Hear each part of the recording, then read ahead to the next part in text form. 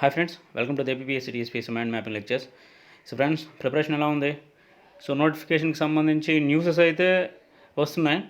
So మీరు ఎక్కడా కూడా నెగ్లెక్ట్ చేయకుండా ప్రిపరేషన్ అనేది ఒక స్ట్రాటజీతో వెళ్ళారంటే ఖచ్చితంగా మీకంటూ ఒక సర్వీస్ అనేది ఖచ్చితంగా ఉంటుంది. సో ఈ సిరీస్కి వచ్చేటప్పటికి ఏంటంటే ఒకేసారి వీడియో చేయట్లేదు, పార్ట్గా చేస్తున్నాను. ఎందుకంటే ఇండియా బడ్జెట్ కొంచెం లెంగ్తీ వస్తుంది. సో అందుకు పార్ట్గా చేస్తున్నా. ఇక్కడికి వచ్చేటప్పుడు ఇండియా బడ్జెట్ టోటల్ అక్కడ మనకి అనౌన్స్మెంట్లో ఉన్నటువంటి టోటల్ అంతా కూడా మైండ్ మ్యాప్లో కన్వర్ట్ చేయడం జరిగింది. సో దీనికి సంబంధించిన లింక్ అనేది డిస్క్రిప్షన్లో ఉంటుంది. డైరెక్ట్గా మీరు అక్కడి నుంచి పర్చేజ్ చేసుకోవచ్చు. దీంట్లోనే టోటల్ ఎవ్రీథింగ్ బడ్జెట్కి సంబంధించిన ఇంపార్టెంట్ ఆస్పెక్ట్స్ అన్నీ కూడా నేను కవర్ చేయడం జరిగింది ఫ్రెండ్స్. సో కొత్తగా ఎవరైనా వీడియోని చూస్తున్నట్లయితే సబ్స్క్రైబ్ చేసుకోండి. సో నెక్స్ట్ దీన్ని మీ సోషల్ మీడియాలో షేర్ చేయడం ట్రై చేయండి ఫ్రెండ్స్.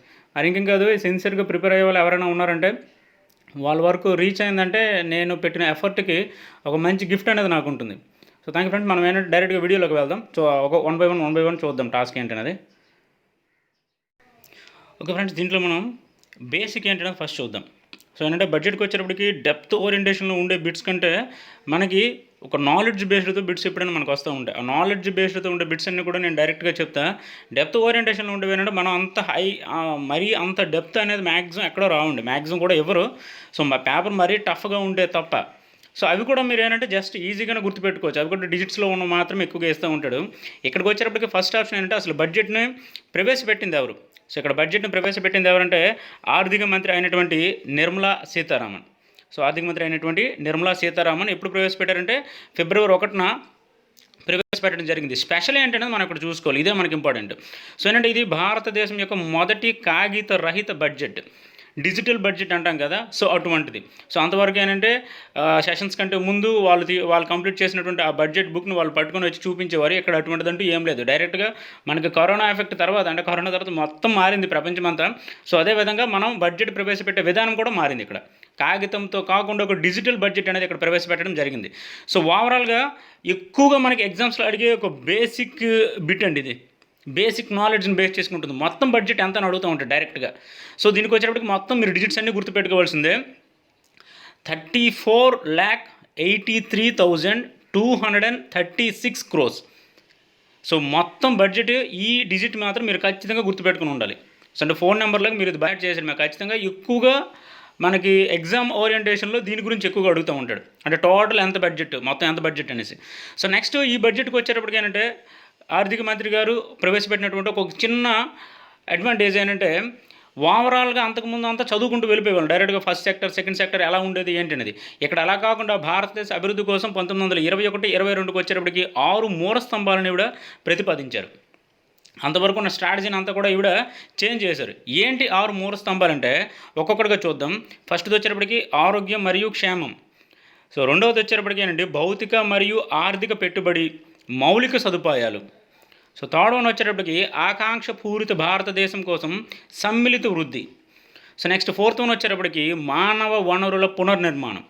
సో ఫిఫ్త్ వన్ వచ్చేటప్పటికి నూతన కల్పనలు మరియు పరిశోధన అభివృద్ధి. సిక్స్త్ వన్ వచ్చేటప్పటికి కనిష్ట ప్రభుత్వం మరియు గరిష్ట పాలన. బడ్జెట్లో మొత్తం ఓవరాల్గా ఈ 6 ఎలిమెంట్స్ పైన డిపెండ్ అయి ఉంటుంది. నేను ఇక్కడ వివరించే ప్రతిదీ కూడా ఈ ఒక్కొక్క టాస్క్ని తీసుకున్న దాంట్లో వాళ్ళు ఏ విధంగా చెప్పారు, దాన్ని మన ఎగ్జామ్ ఓరియంటేషన్లో ఏ విధంగా పనికొస్తుంది అనేది మాత్రం ఎలాబరేట్ చేయడం జరిగింది friends. So one by one ఒకసారి మనం అబ్జర్వ్ చేద్దాం. సో ఇక్కడికి వచ్చేటప్పటికి ఏంటంటే రెవెన్యూ వసూళ్ళు, సో మూలధన వసూలు. అంటే మనకి ఇక్కడ బడ్జెట్ వచ్చేటప్పటికి ఇన్కమ్ అండ్ ఎక్స్పెండిచర్. వీళ్ళకి ఇక్కడికి వచ్చేటప్పటికి ఏంటంటే వాళ్ళకి వచ్చిన మొత్తం వసూళ్ళు, వాళ్ళ యొక్క మొత్తం వ్యయం, దాన్ని ఏంటంటే ఇక్కడ ఈక్వల్ చేశారు. మనకి ఎగ్జామ్ ఓరియంటేషన్లో దీనికి సంబంధించి ఒక తక్కువగా ఇస్తూ ఉంటారు. బట్ మీరు ఇంకా డెప్త్ ఖచ్చితంగా మాకు ఇచ్చే అవకాశం ఉందని పేపర్ ఏంటంటే మనకి టఫ్గా వచ్చే అవకాశం ఉన్నదంటే వీటిపైన టచ్ చేస్తూ ఉంటారు. సో రెవెన్యూ వసూళ్ళు ఎంత వచ్చాయి, మూలధన వసూళ్ళు ఎంత వచ్చాయి, రెవెన్యూ ఖాతా ఇక్కడికి వచ్చేటప్పటికి వ్యయం, సో దేనికి పెట్టారనేది. సో రెవెన్యూ వసూలుకి వచ్చేటప్పటికి ఎక్కువగా మనకు అడిగేది పన్ను ఆదాయం అండి. సో ట్యాక్సెస్ ద్వారా ఎంత ఇన్కమ్ వస్తుంది, నాన్ ట్యాక్సెస్ ద్వారా ఎంత ఇన్కమ్ వస్తుంది. సో ఇవి ఏంటంటే మనకి ఓవరాల్గా మీరు జస్ట్ ప్రియారిటీ అనేది ఫస్ట్ అయితే ఇవ్వకూడదు. ఎందుకంటే ఎక్కువ డిజిట్స్ గుర్తుపెట్టుకునే కొద్ది ఆటోమేటిక్గా బ్రెయిన్ ప్రెజర్ పెరిగింది అనుకోండి, ఆ డిజిట్స్ కూడా మనం మర్చిపోతాం. సో అందుకు ఫస్ట్ ఎలిమెంట్స్తో ఏదైతే ఉన్నదో ఫస్ట్ అది గుర్తుపెట్టుకోండి. లాస్ట్లో వీటి గురించి చదువుకోండి. అంటే ఎగ్జామ్కి వెళ్ళేటప్పుడు ఈ విధంగా రావచ్చు అని ఏదైనా ఒక ఆస్పెక్ట్లో ఉన్నదని అనేటప్పుడు మాత్రమే మీరు చదువుకోండి. ఫర్ ఎగ్జాంపుల్ పన్ను ఆదాయంకి వచ్చేటప్పుడు టోటల్ గుర్తుపెట్టుకోవద్దండి, 15.45 అలా గుర్తుపెట్టుకోండి. సో అలా అయ్యేటప్పుడు మీకు కొంచెం ఈజీగా ఉంటుంది. బట్ ఏంటంటే ఇక్కడ ఇన్ఫర్మేషన్ మీ అందరికీ తెలియాలి కాబట్టి టోటల్ డిజిట్స్ అన్నీ కూడా నేను ఇక్కడ ఇవ్వడం జరిగింది. సో ఒక్కొక్కటి చూద్దాం. మనం 6 మూల స్తంభాలు అని చెప్పాం. ఈ 6 మూల స్తంభాల్లో మొదటైనటువంటి ఆరోగ్యం మరియు క్షేమం. సో దానికి సంబంధించి అసలు గవర్నమెంట్ స్ట్రాటజీ ఏ విధంగా ఉంది, మన ఎగ్జామ్ ఓరియంటేషన్లో మనం ఏం చదువుకోవాలి, సో దాని గురించి వన్ బై వన్ ఒకసారి అబ్జర్వ్ చేద్దాం. సో ఫ్రెండ్స్, బడ్జెట్లో మొదటి మూలస్తంభమైనటువంటి ఆరోగ్యం మరియు క్షేమం. సో దీనికోసం గవర్నమెంట్ అలాట్ చేసినటువంటి budget, at the same time వీళ్ళు బడ్జెట్ అలాట్మెంట్ అనేది ఏ ఏ అంశాలకు ప్రాధాన్యతను ఇస్తున్నారు అనేది కూడా చూసుకోవాలి. ఫర్ ఎగ్జాంపుల్ ఇక్కడ పోషణ, సార్వత్రిక నీటి సరఫరా, స్వచ్ఛ భారత్ మరియు స్వస్థ భారత్. సో నెక్స్ట్ వచ్చేటప్పటికి ఏంటంటే పరిశుభ్రమైన గాలి, స్క్రాపింగ్ విధానం. నెక్స్ట్ వచ్చేటప్పటికి ప్రధానమంత్రి ఆరోగ్య నిర్భర్ స్వస్థ భారత్ యోజన. సో ఈ స్కీమ్. సో అంటే ఫస్ట్ దానిలో మనకి ఎగ్జామ్ ఓరియంటేషన్లో మనం చదవగలిగేవి ఏంటి అనేది ఇక్కడ అబ్జర్వ్ చేద్దాం. ఫస్ట్ చూడండి, ఇక్కడ స్టార్టింగ్ మీకు చెప్పాను కదా కీ ఆస్పెక్ట్ అని. సో ఫస్ట్ ప్రియారిటీ అనేది ఖచ్చితంగా టోటల్ బడ్జెట్ ఎంత ఇచ్చారనేది మనం ఎలాగైతే గుర్తుపెట్టుకుంటామో ఇక్కడ కూడా సేమ్ అంతే. నెక్స్ట్ మరొక వన్ థింగ్ అండి, టోటల్ బుక్కి ఎండింగ్కి వచ్చేటప్పటికి ప్రతి రంగానికి ఎంత కేటాయింపులు అనేది కూడా నేను ఇవ్వడం జరిగింది. అంటే ఆరోగ్యం, ఎడ్యుకేషను, హోమ్ అఫైర్స్, డిఫెన్స్ ఇటువంటివన్నీ ఉంటాయి కదా. సో వాటికి సంబంధించి ఎంత ఇవ్వడం అనేది కూడా నేను అక్కడ మెన్షన్ చేయడం జరిగింది. మీరు డైరెక్ట్గా అక్కడ చదివిన ప్రాబ్లం లేదు. బట్ ఇక్కడ ఏంటంటే త్రూ ఎక్స్ప్లెనేషన్ అనేది మీకు ఉంటుంది. సో ఇక్కడికి వచ్చేటప్పుడు చూడండి 2021 మరియు 22 సంవత్సరానికి వచ్చేటప్పటికి ఆరోగ్యం మరియు క్షేమం, వీటికి వచ్చేటప్పటికి ఆరోగ్యానికి వచ్చేటప్పటికి పర్టికులర్గా కేటాయింపులు ఎంత అంటే 2,23,846 కోట్లను కేటాయించడం జరిగింది. అంటే గత బడ్జెట్ కంటే ఇది ఎంతంటే 137% పెరిగింది. ఆరోగ్యానికి స్పెషల్గా పర్టికులర్గా ఎందుకు ఇవ్వాలని అంటే రీజన్ కూడా మళ్ళీ మనకి కోవిడ్. సో ఆ టైంలో అది వచ్చి టోటల్ మన యొక్క స్థితిని మార్చింది.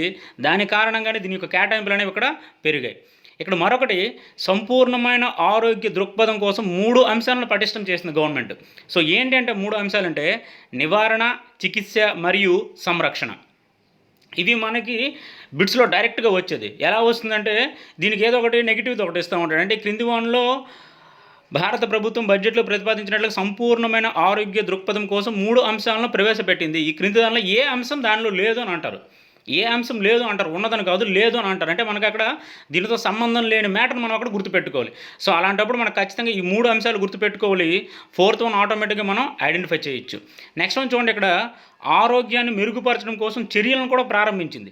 సో ఇక్కడ ఈ చర్యలకు వచ్చేటప్పటికి ఎక్కువగా మనం గుర్తుపెట్టుకోవాల్సింది వ్యాక్సిన్ల కోసం. బడ్జెట్లో మనకు మెన్షన్ చేసింది వ్యాక్సిన్లు. ఇక్కడ వ్యాక్సిన్ అని చెప్పేటప్పుడు అందరూ గుర్తుపెట్టుకోవాల్సింది Covid vaccine. So Covid vaccine కోసం ఈ బడ్జెట్లో ప్రభుత్వం కేటాయించినటువంటి మొత్తం అండి ఇది 35,000 కోట్లను కేటాయించింది. ఇది డైరెక్ట్గా వచ్చే బిట్టు. ఇటువంటిది మాత్రం మీరు ఖచ్చితంగా గుర్తుపెట్టుకోవాలి. ఇది స్టార్, అంటే వచ్చే అవకాశం అనేది ఎక్కువ శాతం ఉంటుంది. ఎందుకంటే మనం ఏ పేపర్లో చూసినా స్టార్టింగ్ పేజ్లో కోవిడ్ వ్యాక్సిన్ ఎంత అవుతుంది, ఇన్ని లక్షల మందికి ఇచ్చారని మనం డైలీ అప్డేట్ అవుతుంది. సో దీని ప్రకారం దానికి ఎంత కేటాయింపులు జరిగింది అనేది కూడా అక్కడ ఇవ్వచ్చు. ఇంకా నెక్స్ట్ మనం చూడండి, న్యూమోకోకల్ వ్యాక్సిన్. సో ఇది వచ్చేటప్పటికి ఏంటంటే ఇది భారత్లో తయారవుతుంది. అంటే వ్యాక్సిన్లకు వచ్చేటప్పటికి ఇది చెప్పారు మనకి ప్రస్తుతం 5 రాష్ట్రాలకు మాత్రమే పరిమితం అవుతున్నటువంటి వ్యాక్సిన్ని మిగిలిన రాష్ట్రాలకు కూడా విస్తరింపజేయాలనుకున్నారు. సో దీనికి వచ్చేటప్పటికి ఏంటంటే దీని ద్వారా టోటల్ ఈ విధంగా వెళ్ళిందనుకోండి, మనకు ఓవరాల్గా 50,000 సంవత్సరానికి 50,000 శిశు మరణాలను నివారించవచ్చు. సో ఓన్లీ ఈ వ్యాక్సిన్ ద్వారా. బట్ ఏంటంటే మనం ఇక్కడ ఎక్కువగా గుర్తుపెట్టుకోవాల్సింది మాత్రం కోవిడ్. సో కోవిడ్ వ్యాక్సిన్కి వచ్చేటప్పటికి కేటాయింపులు ఎంత జరిగింది. సో నెక్స్ట్ మనం చూడండి, ఇక్కడ 1 by 1కి వచ్చేటప్పటికి నెక్స్ట్ పోషణ. సో పోషణకు వచ్చేటప్పటికి ఇక్కడ చూడండి మిషన్ పోషణ 2.0ను ప్రారంభిస్తున్నారు. మిషన్ పోషణ 2.0ను ప్రారంభిస్తున్నారు. ఇది చూడండి, ఇక్కడ ఇది అనుబంధ పోషకాహార కార్యక్రమం. సో పోషణ్ అభియాన్ను విలీనం చేసి మిషన్ పోషణ 2.0ను ఏర్పాటు చేశారు. ఇక్కడ చూడండి బిట్ ఎలా రావచ్చు అంటే ఏ పథకాన్ని లేదా ఏ స్కీమ్ని విలీనం చేయడం ద్వారా మిషన్ పోషణ 2.0ని ఏర్పాటు చేశారు.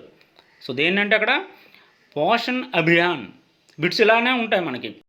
మరీ హైలీ కాన్ఫిడెన్షియల్తో ఉండేది ఏమి ఉండదు, జస్ట్ చిన్న ట్విస్టింగ్. ఆ ట్విస్టింగ్ మనకు అర్థమైందంటే ఆటోమేటిక్గా మనకి బిట్ అటెంప్ట్ చేయొచ్చు. నెక్స్ట్ ఇక్కడ చూడండి దేశంలో 112 ఆకాంక్ష జిల్లాల్లో పోషకాహారాన్ని మెరుగుపరిచే సమగ్ర వ్యూహాన్ని ప్రారంభిస్తున్నారు. అంటే ఎక్కడైతే మనకి పోషకాహార లోపంతో ఉన్నటువంటి జిల్లాలు ఉన్నాయో, అంటే మనకి వెనుకబడిన అవ్వచ్చు, లేదా సివిలైజేషన్కి దూరంగా ఉన్నవి అవ్వచ్చు, లేదా మౌలిక సదుపాయాలు లేనటువంటి జిల్లాలు అవ్వచ్చు.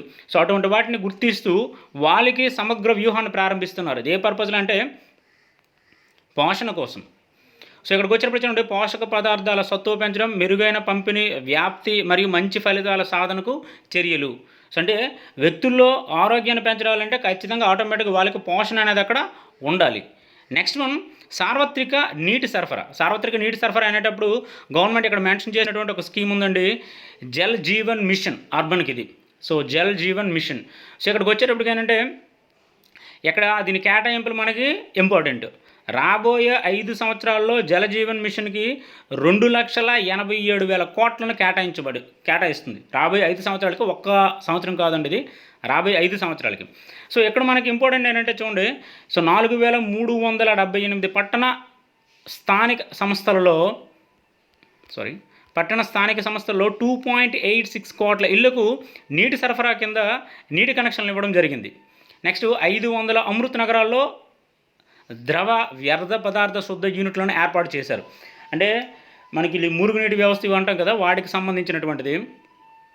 సో వాటికి సంబంధించినటువంటి శుద్ధ యూనిట్లను కూడా వీళ్ళు ఏర్పాటు చేయడం జరిగింది. మనకి ఇక్కడ హైలీ మనం గుర్తుపెట్టుకోవాల్సింది ఒకటే, జలజీవన్ మిషన్ దాని యొక్క కేటాయింపులు. ఈ రిమైనింగ్ ఆస్పెక్ట్ ఏంటంటే మనకి బడ్జెట్లో మెన్షన్ చేశారు, అందుకని మనకి నేను ఇక్కడ రాయడం జరిగింది. బట్ దీనిపైన మనకి బిట్లు వచ్చే అవకాశం అనేది తక్కువ. సో నెక్స్ట్ ఇక్కడ స్వచ్ఛ భారత్, స్వస్థ భారత్. సో దీని గురించి తెలియనటువంటి ఇండియన్ ఉండరు, ఎందుకంటే ఇది గవర్నమెంట్ స్టార్ట్ అయినప్పటి నుంచి ఒక స్లోగన్, ఒక రెవల్యూషన్ లాగా కంటిన్యూ అవుతూ ఉంది. సో దీనికి వచ్చేటప్పటికి ఇక్కడ చూడండి, సెపరేట్గా అంటే బోల్డ్లో ఉన్నాయంటే మాత్రం ఇంపార్టెంట్ అండి, ఖచ్చితంగా మీరు అవి బైహార్ట్ చేసి తీరాలి. ఇక్కడికి వచ్చేటప్పటికి 5 సంవత్సరాలకి కేటాయింపులు చేశారు. దీన్ని కూడా అర్బన్ స్వచ్ఛ భారత్ మిషన్ 2.0 కోసం, అర్బన్ స్వచ్ఛ భారత్ మిషన్ 2.0 కోసం కేటాయింపులు చేశారు. రాబోయే 5 సంవత్సరాలకు 141,678 కోట్లను కేటాయించారు. సంవత్సరానికి కాదు, రాబోయే 5 సంవత్సరాలకి, అంటే 2021 నుంచి 2026 వరకు దీని కేటాయింపులనే ఉంటుంది. సో దీంట్లో ఏం చేస్తారు అసలు, ఈ స్కీమ్ ద్వారా ఏమైనా మనకి ఈ మిషన్ ద్వారా ఏం జరుగుతుందంటే, సంపూర్ణ మల వ్యర్థాల నిర్వహణ, వ్యర్థ జలాల శుద్ధి మరియు ప్లాస్టిక్ సంచుల వినియోగాన్ని తగ్గింపు, భవన నిర్మాణాలు మరియు కాల్చివేతలు అంటే మనం కాలుస్తూ ఉంటాం కదా, సో అవి జరిగేటప్పుడు పోగయ్యే వ్యర్థాలను సమర్థవంతంగా నిర్వహించడం ద్వారా వాయు కాలుష్యాన్ని తగ్గించడం. అంటే అవి పంట మొక్కలు అవ్వచ్చు, లేకపోతే వ్యర్థాలను తగలబెట్టడం, వాటి ద్వారా వచ్చే వాయు కాలుష్యాన్ని కూడా ఇక్కడ తగ్గించడం. ఇవన్నీ కూడా స్వచ్ఛ భారత్ మరియు స్వస్థ భారత్లో భాగం. సో దీనికి వచ్చేటప్పటికి మనం గుర్తుపెట్టుకోవాల్సింది కేటాయింపులు. నెక్స్ట్ వన్, పరిశుభ్రమైన గాలి. సో పరిశుభ్రమైన గాలి, దీనికి వచ్చేటప్పటికి 10 లక్షలకు మించి జనాభా ఉన్నటువంటి 42 పట్టణ ప్రాంతాలలో వాయు కాలుష్యం సమస్యను ఎదుర్కోవడానికి కేటాయించినటువంటి మొత్తం ఈ ఫైనాన్షియల్ ఇయర్లోనే ఇది కేటాయించడం జరిగింది. 2,217 కోట్లను కేటాయించడం జరిగింది పరిశుభ్రమైన గాలిని, అంటే వాయు కాలుష్యాన్ని తగ్గించడానికి. నెక్స్ట్ వన్, స్క్రాపింగ్ విధానం. సో ఇక్కడ స్క్రాపింగ్ అంటే ఆల్రెడీ మీకు తెలిసింది, ఇక్కడ స్క్రాప్ అంటాం కదా. సో అంటే పాత పనికిరాని వాహనాలను స్వచ్ఛందంగా రద్దు చేయడం. సో అంటే ఇక్కడికి వచ్చేటప్పటికి ఏంటంటే దీనికంటే ఒక లిమిట్ ఇచ్చారు. వ్యక్తిగత వాహనాలకైతే 20 సంవత్సరాలు, వాణిజ్య వాహనాలకైతే 15 సంవత్సరాలు. తర్వాత రద్దు అంటే మరి ఇంకేం కాదు, కంప్లీట్గా ఏంటంటే ఒక స్క్రాప్ కింద వేసడం, డిస్మాటిల్ చేసడం, అటు ఆ విధంగా వస్తుంది అది. సో వాహనాలకు వచ్చేటప్పటికి ఆటోమేటెడ్ ఫిట్నెస్ కేంద్రాల్లో ఫిట్నెస్ పరీక్షలను చేయించాలి. ఇక్కడ ఎందుకు అంటే ఒక సర్టెన్ టైం దాటిన తర్వాత వాటి దగ్గర నుంచి వచ్చే స్మోక్ అనేది మనకి ఎయిర్ పొల్యూషన్ పెంచే విధంగా వస్తుంది. సో దాన్ని తగ్గించడానికి ఆటోమేటిక్గా ఈ విధానాన్ని ప్రవేశపెట్టడం జరిగింది కేంద్రం అనేది. సో నెక్స్ట్ మరొకటండి, లాస్ట్ టైం నేను ఎప్పుడైనా అంటే బడ్జెట్కి సంబంధించి చెప్పేటప్పుడు ఎక్కువగా డిస్కస్ చేస్తూ ఉంటాం, డైలీ పేపర్ అనేది మాత్రం ఖచ్చితంగా అప్డేట్ అవ్వాలి. డైలీ పేపర్లు మీరు అనుకోవచ్చు, డైలీ పేపర్లో ఏముంటుంది సార్, ఏముండదు కదని అనేసి. డైలీ పేపర్లో మీరు చూసేది ఎప్పుడో మీరు ఎగ్జామ్ రాసేటప్పుడు దానికి సంబంధించినటువంటి ఏదో ఒక పాయింట్ ఖచ్చితంగా టచ్ అయ్యి ఉంటుంది. మీరు చూసే ఒక కార్నర్లో ఉండే లైన్ బిట్ ఎక్కడ రావచ్చు, లేదా దానికి లింకప్లో ఉండేది ఏదైనా సరే రావచ్చు. అందుకు ఖచ్చితంగా మీరు డైలీ పేపర్ ఏంటంటే జస్ట్ ఒక 15 to 20 minutes చదువుతుండేటప్పుడు దాని అడ్వాంటేజ్ అనేది మీకు ఎగ్జామ్ రాసేటప్పుడు, లేదా ఒక ఎస్ఐ రాసేటప్పుడు, గ్రూప్ 1కి వెళ్ళేటప్పుడు, ఎస్ఐ రాసేటప్పుడు అప్పుడు మీకు ఈజీ అవుతుంది. సో మీరు అది కొంచెం ఒకవేళ కొత్త వాళ్ళైతే మాత్రం అలవాటు చేసుకోండి, పాత వాళ్ళకైతే ఆల్రెడీ ప్రిపరేషన్ ఉండే వాళ్ళకైతే ఖచ్చితంగా దాని యూజ్ ఏంటి అనేది, అడ్వాంటేజ్ ఏంటి అనేది ఆటోమేటిక్గా తెలుస్తుంది. సో నెక్స్ట్ మనం ఇది కొంచెం లెంగ్తీ అండి, ప్రధానమంత్రి ఆరోగ్య నిర్భర్ స్వస్థ భారత్ యోజన. సో దీనికి వచ్చేటప్పటికి ఈ స్కీమ్ చూడండి, జాతీయ ఆరోగ్య మిషన్కు నూతన పథకం, ఇది అదనంగా అమలవుతుంది నూతన పథకం ఇది. సో దీనికి వచ్చేటప్పటికి ఏంటంటే కేంద్రం దీనికి ఆర్థిక సహాయాన్ని అందిస్తుంది. రాబోయే 6 సంవత్సరాల్లో దీని యొక్క కేటాయింపులు మనకు ఇంపార్టెంట్. సో రాబోయే 6 సంవత్సరాలు దీని యొక్క కేటాయింపులు 64,180 కోట్లు, 64,180 కోట్లు అనేది కేటాయించడం జరుగుతుంది. సో దీనికి వచ్చేటప్పటికి ఏంటంటే ఈ పథకం ద్వారా చేపట్టే కార్యక్రమాలు, అనేది లిస్ట్ అనేది ఇచ్చానండి. ఇక్కడ నేను మరి వీడియోలో చెప్పట్లేదు ఎందుకంటే లెంగ్త్ అవుతుంది. ఇది మీరు బుక్ డైరెక్ట్గా డౌన్లోడ్ చేసుకున్నారంటే అందులో కంప్లీట్గా ఉంటుంది. మీకు దీని గురించి మనకి డెప్త్ అనాలిసిస్ అనేది అవసరం లేదు, జస్ట్ మీరు గుర్తుపెట్టుకుంటే చాలు. ఫర్ ఎగ్జాంపుల్ మీరు గ్రూప్ 1, 2 సంబంధించినవి ఏవైనా రాశారనుకోండి, వీటికి సంబంధించిన ఖచ్చితంగా వాటి టచ్ చేసి తీరుతారు.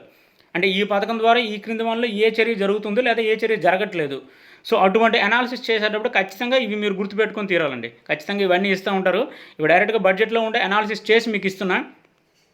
మీరు బుక్ డౌన్లోడ్ చేసుకున్నారంటే దీనికి సంబంధించినటువంటి ఇన్ఫర్మేషన్ ఉంటుంది. సో ఇది ఫ్రెండ్స్ ఓవరాల్గా మనకి మొదటి స్తంభం, అంటే మొదటి మూల స్తంభం, ఫస్ట్ పిల్లర్ ఇది. సో ఆరోగ్యం మరియు క్షేమం దానికి సంబంధించినటువంటి కంప్లీట్ ఇన్ఫర్మేషన్. సో నెక్స్ట్ వీడియోలో దానికి సంబంధించింది ఉంటుంది, అక్కడ మనం డిస్కస్ చేద్దాం ఎందుకంటే లెంగ్త్ అనేది ఇక్కడ పెరుగుతుంది. So thank you for watching.